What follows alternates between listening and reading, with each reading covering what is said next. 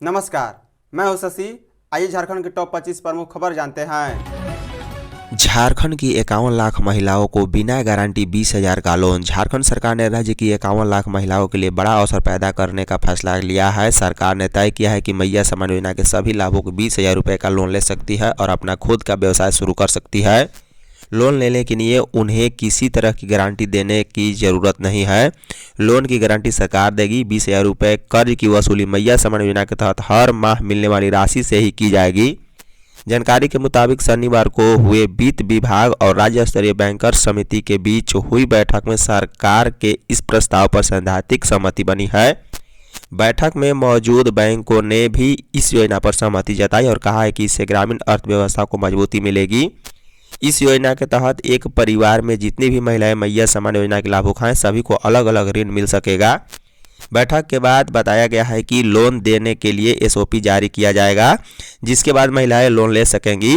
महिलाओं की सुविधाओं का ख्याल रखते हुए बैंकों ने राज्य सरकार को भरोसा दिलाया है कि लोन की शर्तें और कागजी प्रक्रिया बेहद ही आसान होगी। झारखंड के हर पंचायत में सामुदायिक शौचालय और बर्तन बैंक। खुले में शौच मुक्त झारखंड की परिकल्पना को जमीनी हकीकत में बदलने की दिशा में हेमंत सरकार बड़ा कदम उठाने जा रही है। 4423 पंचायतों में बृहद सामुदायिक शौचालय का निर्माण किया जाएगा। यह योजना केंद्र के स्वच्छ भारत मिशन से जुड़कर लागू होगी, लेकिन लागत और गुणवत्ता के स्तर पर राज्य सरकार इसे अधिक व्यापक स्वरूप देने जा रही है। स्वच्छ भारत मिशन के तहत जहां प्रति सामुदायिक शौचालय केंद्र सरकार की ओर से 3 लाख रुपए का प्रावधान है, वहीं झारखंड सरकार इसमें करीब 11 लाख अतिरिक्त जोड़कर प्रति पंचायत 14 लाख रुपए की लागत से आधुनिक सामुदायिक शौचालय बनाएगी। इसके लिए सरकार करीब 485 करोड़ का बजटीय प्रावधान आगामी वित्त वर्ष में करने जा रही है। तैयारी लगभग पूरी है। बता दें कि सामुदायिक शौचालयों का निर्माण बड़े पैमाने पर अब तक कागजों तक ही सीमित रहा है। कई स्थानों पर पानी, बिजली और रख रखाव के अभाव में शौचालय उपयोग के लायक नहीं है। धनबाद में लोन लौटाने को कहा तो एजेंट को मार डाला। धनबाद थाना क्षेत्र के बाबूडीह निवासी रिकवरी एजेंट 48 वर्षीय अमित कुमार उर्फ अमित मित्तल की नृशंस हत्या कर दी गई है। अमित का शव सराय ठेला सूर्या हाईलैंड के एक फ्लैट से रविवार को बरामद किया गया। यह फ्लैट विकास खंडेलवाल का है। खुलासा हुआ है कि बैंक का कर्ज लौटाने का दबाव बनाने पर विकास ने ही अमित को घर बुलाया और हत्या कर दी।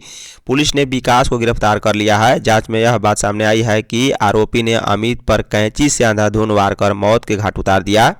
हाथ को काटकर शरीर से अलग कर दिया था। रविवार की रात शव को ठिकाने लगाने की फिराक में था, उससे पहले ही हत्या की खुलासा हो गया।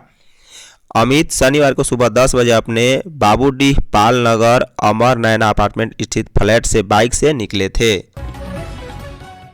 राज्य स्तर पर मनरेगा टास्क फोर्स का होगा गठन। झारखंड में मनरेगा टास्क फोर्स का गठन किया जाएगा और हर जिले में मनरेगा कोऑर्डिनेटर नियुक्त किए जाएंगे। झारखंड कांग्रेस प्रभारी के राजू ने इसकी घोषणा की है। रांची में कांग्रेस के वरिष्ठ नेताओं और विभिन्न सामाजिक संगठनों को प्रतिनिधियों के बीच मनरेगा को लेकर आयोजित बैठक को वे संबोधित कर रहे थे। कहा है कि हर विधायक अपने अपने क्षेत्र में काम मांगो अभियान के तहत मॉडल अभियान चलाएंगे। इसके साथ ही प्रशिक्षण कार्यक्रम, ब्लॉक संवाद, सोशल ऑडिट, मशीनरी को सक्रिय करने व स्वयं सहायता समूहों को अभियान से जोड़ने का निर्णय लिया गया। रचनात्मक कांग्रेस के नेशनल चेयरमैन और मनरेगा कोऑर्डिनेशन कमेटी के सदस्य संदीप दीक्षित ने कहा है कि मनरेगा ने मजदूरी का न्यूनतम मानक स्थापित किया है और श्रमिकों को सम्मानजनक रोजगार दिया। उन्होंने कहा है कि अधिकार आधारित योजना को कमजोर करना श्रमिकों के अधिकारों को नुकसान पहुंचाया जा सकता है। रांची पुलिस जेल से छूटे 324 अपराधियों का करेगा सत्यापन। रांची पुलिस की ओर से हाल के दिनों में जेल से छूटे अपराधियों की सूची तैयार की गई है। इसमें शहर के करीब 325 अपराधियों के नाम अंकित हैं। इनमें चोरी, छिनतई, लूट और आर्म्स एक्ट के मामले में जेल गए अपराधियों के नाम शामिल हैं। एसएसपी राकेश रंजन ने तैयार सूची के आधार पर शहर के सभी डीएसपी और थानेदार को जेल से छूटे अपराधियों की गतिविधियों का सत्यापन करने का निर्देश दिया गया। कहा है कि अगर किसी अपराधी की गतिविधि संदिग्ध रहे तो उसे तुरंत गिरफ्तार कर जेल भेजा जाए। पुलिस प्रशासन की मंशा साफ है कि चुनावी प्रक्रिया में किसी भी तरह की हिंसा या बाधा डालने वाले को बख्शा नहीं जाएगा। रांची पुलिस अपराधियों के न केवल पुराने रिकॉर्ड खंगाल रही है, बल्कि संदिग्धों की गतिविधियों पर 24 घंटे नजर रखी जा रही है। लोक भवन उद्यान अब 15 तक खुला रहेगा। शहरवासियों के उत्साह को देखते हुए राज्यपाल संतोष कुमार गंगवार के निर्देश पर लोक भवन स्थित उद्यान को अब 15 फरवरी तक आमजनों के लिए खुला रखने का निर्णय लिया गया है।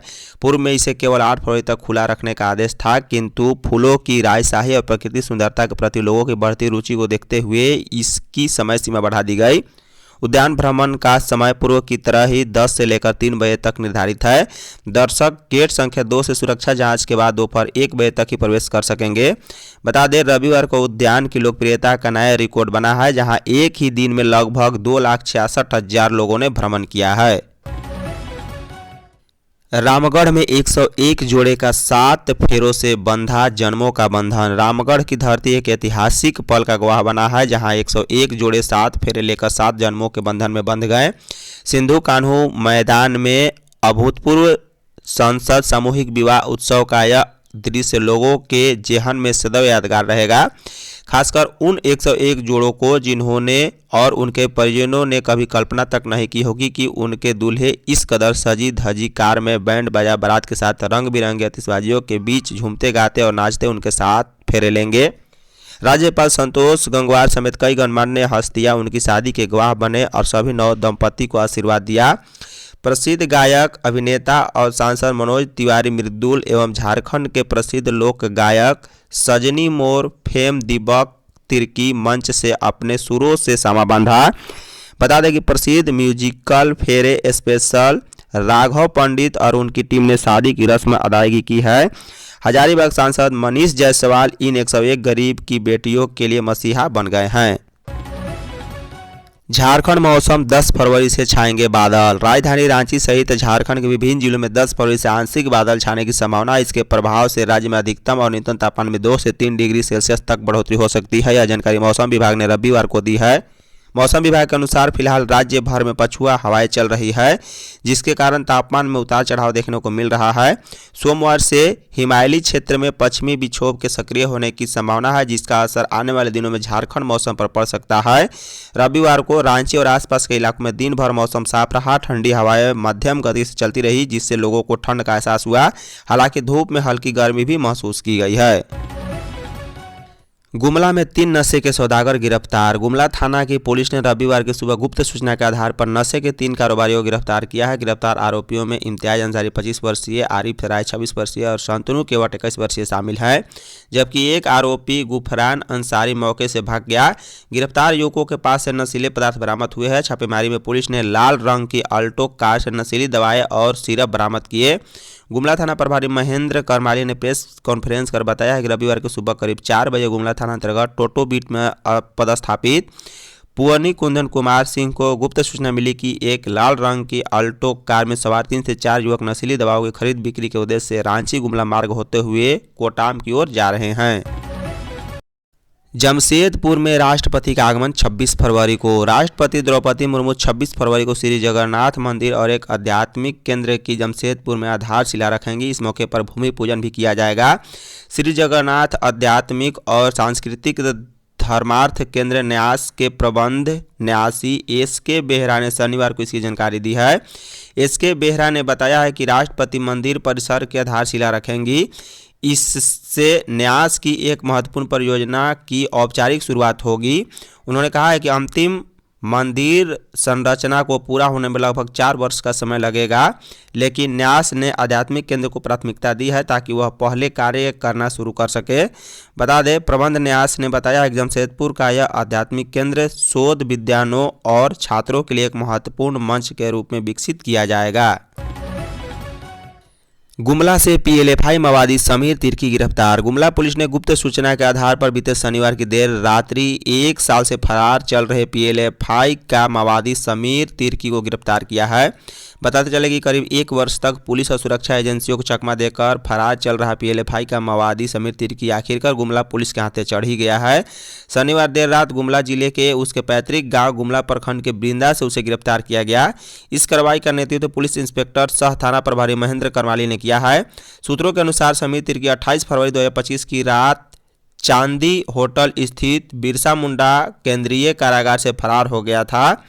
वहीं 3 लेयर सुरक्षा व्यवस्था को चकमा देकर मुख्य गेट की ओर से बाहर निकलने में सफलता पाई गई थी, जिसके बाद जेल प्रशासन में हड़कंप मच गया था। उच्च शिक्षण संस्थानों में बड़े पैमाने पर भर्ती। उच्च शिक्षण संस्थानों एम्स और अन्य मेडिकल कॉलेज में प्रोफेसर के पद बड़े पैमाने पर खाली हैं। आरक्षित श्रेणी में उम्मीदवारों का नहीं मिलना इसकी एक प्रमुख वजह है। पद रिक्त होने से कामकाज पर असर न पड़े, इसके लिए सरकार बड़ी संख्या में कुल पद बढ़ाने की तैयारी कर रही है ताकि जरूरी संख्या मौजूद रहे। संस्थानों में बड़े पैमाने पर पदों के खाली होने से संस्थानों का काम प्रभावित हो रहा है। इस चुनौती से निपटने के लिए सरकार कुल पदों की संख्या में वृद्धि कर सकती है। इससे सामान्य और आरक्षित दोनों श्रेणियों में पद बढ़ेंगे। ऐसे में यदि आरक्षित श्रेणी के उम्मीदवार नहीं भी मिलते हैं तो सामान्य पदों पर इतने उम्मीदवार भर्ती हो जाएंगे जिससे शिक्षण संस्थानों के कामकाज को सुचारू रूप से चलाया जा सके। धन्यवाद।